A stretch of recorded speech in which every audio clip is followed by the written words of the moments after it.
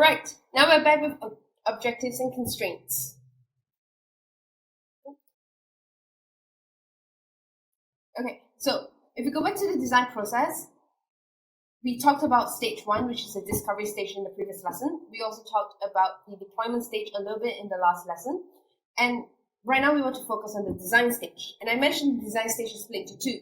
The first one is objectives and constraints, and the second is designing the economics of the token ecosystem, which is your mechanism design, market design, token design. But before we go into that, we want to understand the objectives and constraints first, because that's very, very important. So, objectives. So the objective of an ecosystem is one of the most important factors, because it determines the mechanisms in place, the governance structure, the policies, the protocols, and everything else in between. Without the objective, the incentives and behaviors will make no sense. It can be anything, because the behaviors can be anything, and incentives and punishments can be anything, because the behaviors can be anything.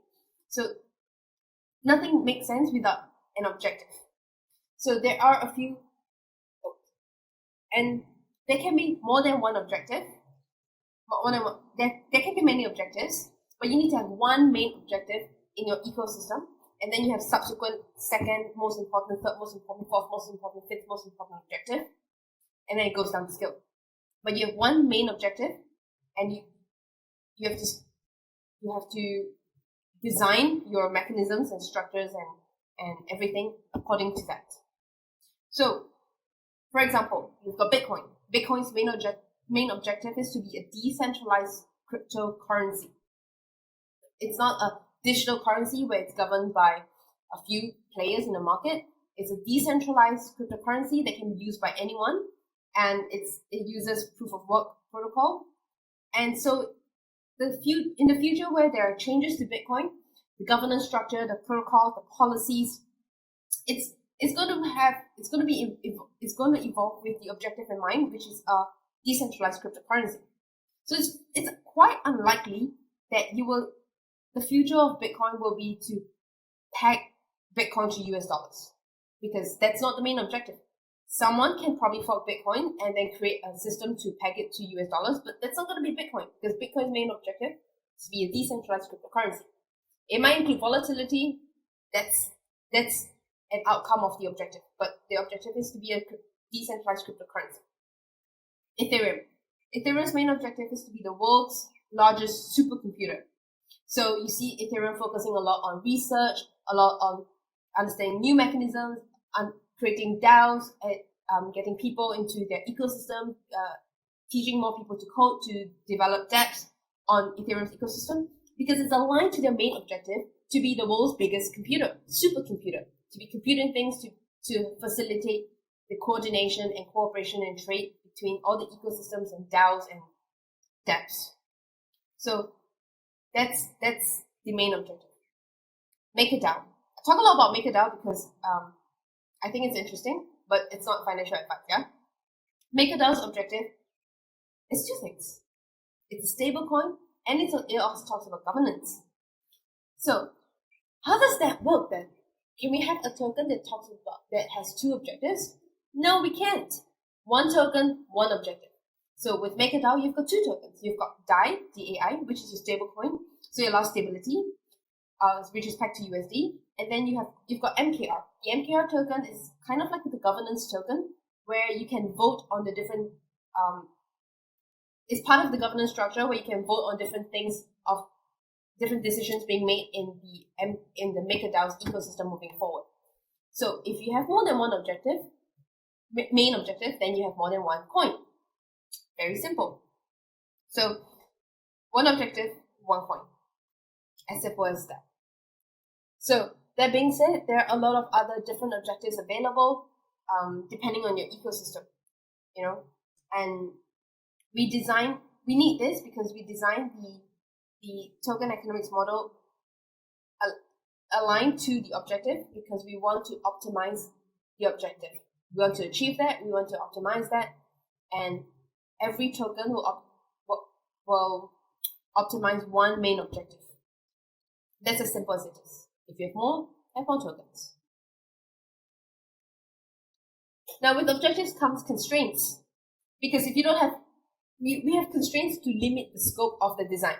If you don't have constraints, then we have to start considering, what if your participants are cockroaches and elephants and people living on Mars and aliens in Jupiter or whatever.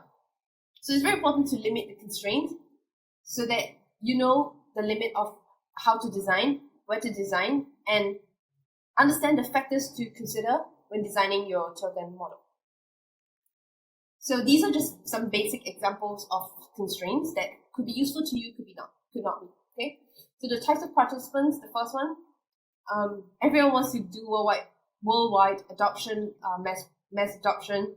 Sometimes it's a bit difficult to do that from the start. So first constrain it to the type of participants that you want to attract, then you expand slowly.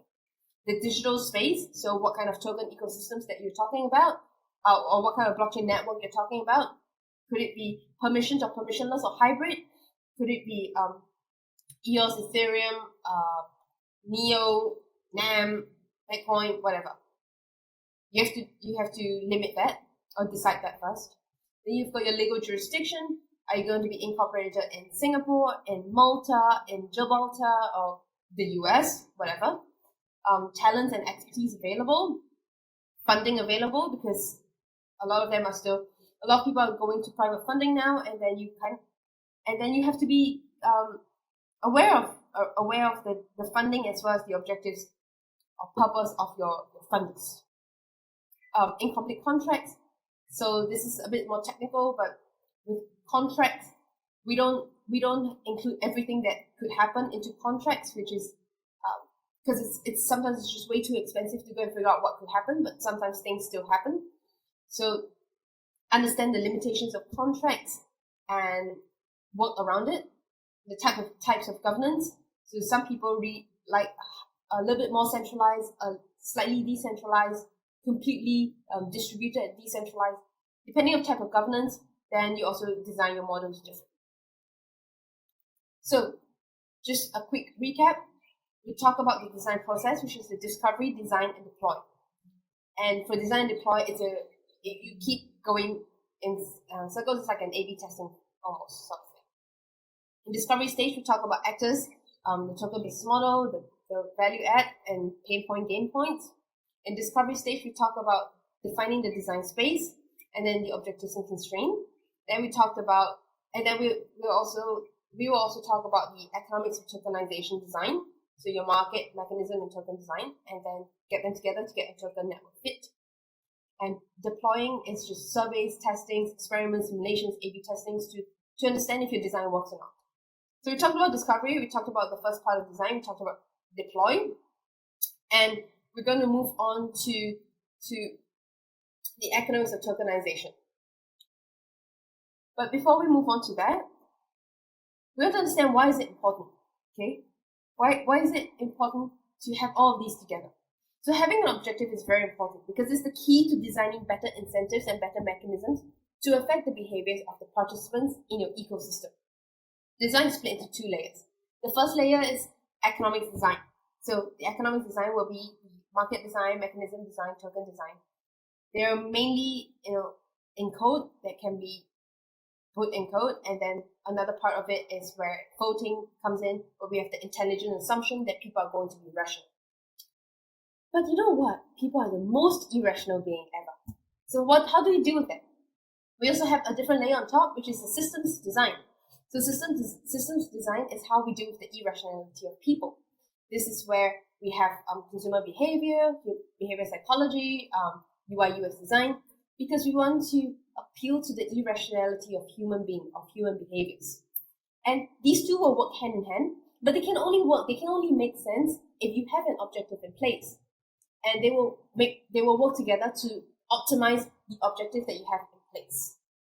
So this is why it's very important. It's very important to have objectives.